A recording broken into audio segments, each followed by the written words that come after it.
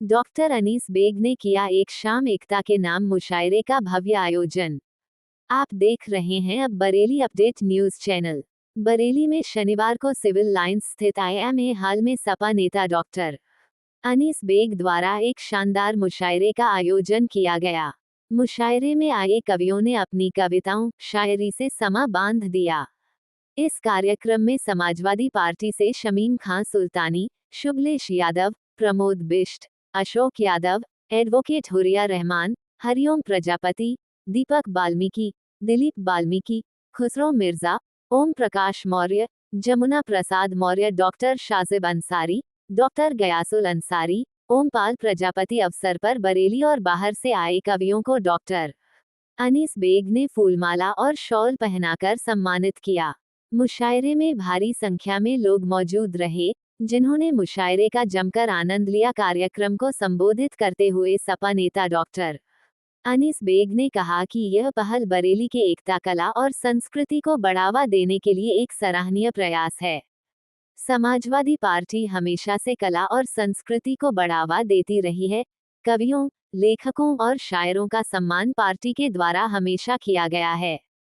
Doctor Anees bag ने कहा कि लगातार हो रही PDA सम्मेलन और पंचायतों से लोगों की कला और विचारों को निखारने और नए स्तर पर पहुंचाने का प्रयास निरंतर किया जा रहा है। मुशायरे में IMA भवन बरेली में एक शाम एकता के नाम मोहब्बत का पैगाम, ये बरेली के लिए आज ये पैगाम देना बहुत ज़रूरी है। जैसे नेशनल मीडिया में जो दिखाया जा रहा है वो बरेली में हकीकत में है नहीं।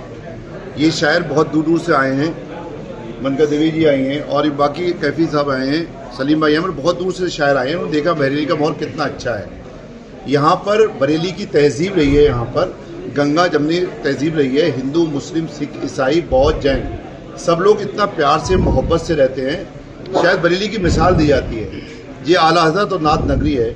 बरेली जैसा शहर शायद कहीं पर नहीं है, लेकिन यहाँ पर जो नफ़रतें फैला दी गई हैं, उसी नफ़रतों को ये जितने शायर हिंदुस्तान से आए हैं वो मोहब्बत में तब्दील करने आए हैं। क्यों? सब शायरों का मकसद एक ही होता है। मैं जब भी देखता हूँ, जब भी मुशायरे सुनता हूँ, तो ये लोग कोशिश करते हैं कि हमारा हिंदुस्तान एक पट्टी पे चले, हमारे हिंदुस्तान में एकता बनी रहे।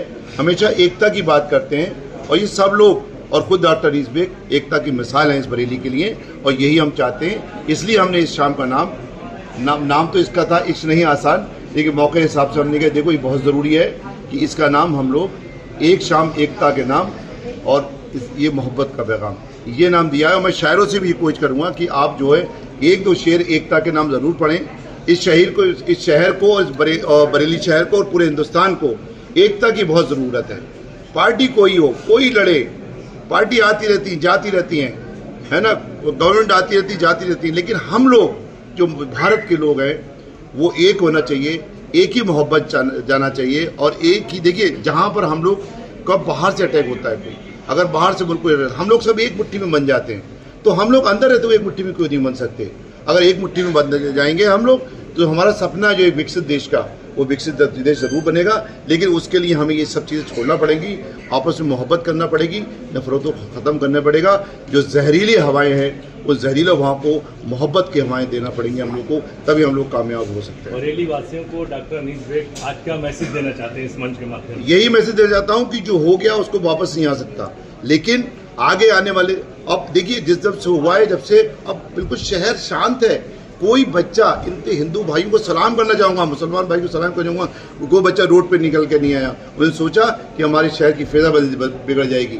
सब एक है, सब हम लोग एक है। और मैं प्रशासन से भी चाहूँगा और पूरे मीडिया से भी चाहूँगा कि बरेली की हवाओं में और मोहब्बत बिखेरें, तभी ये बरेली अच्छा होगा। सब लोगों से मैं रिक्वेस्ट करता हूँ कि आप लोग मोहब्बत की बात करें, सिर्फ मोहब्बत की बात करें, तभी हमारा बरेली आगे बढ़ेगा, तभी हमारा भारत आगे बढ़ेगा।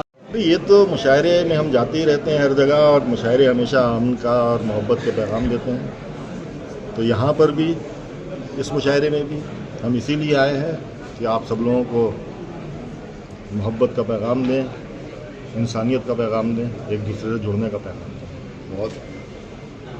और ये मुशायरा ख़ास तौर से इसलिए मेरे लिए अहम है कि ये बरेली लिटरेरी फाउंडेशन जो है वो मेरे वालिद के नाम से एक अवार्ड यहाँ पर शुरू कर रही है, कैफी वजदानी अवार्ड। और ये अवार्ड जो है वो इस साल डॉक्टर अनीस बेग को दिया जा रहा है।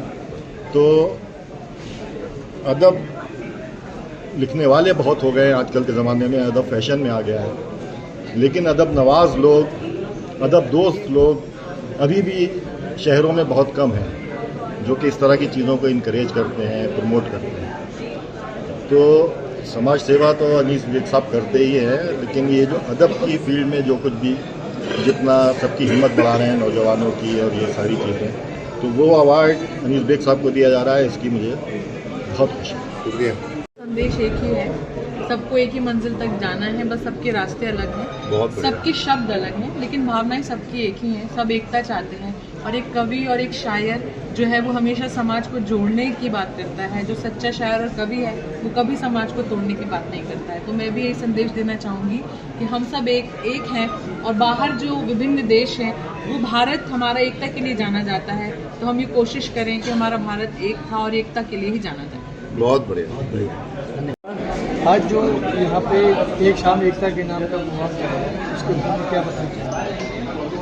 देखिए, आज पूरा देश जानता है हमारे बरेली शहर की जो फ़िज़ा है, हमारे शहर का जो अमन व अमान है, वो सब लोग जानते हैं कैसा है। तो आज शहर की जो फ़िज़ा है उसको देखते हुए डॉक्टर अनीस बेग साहब ने जो एक एकता के नाम पे जो मुशायरे का प्रोग्राम किया है, ये कोई बहुत खुशी की बात नहीं है, लेकिन इन्होंने ये चाहते हैं कि बरेली शहर के अंदर अमन व अमान बना रहे, शांति व्यवस्था बनी रहे।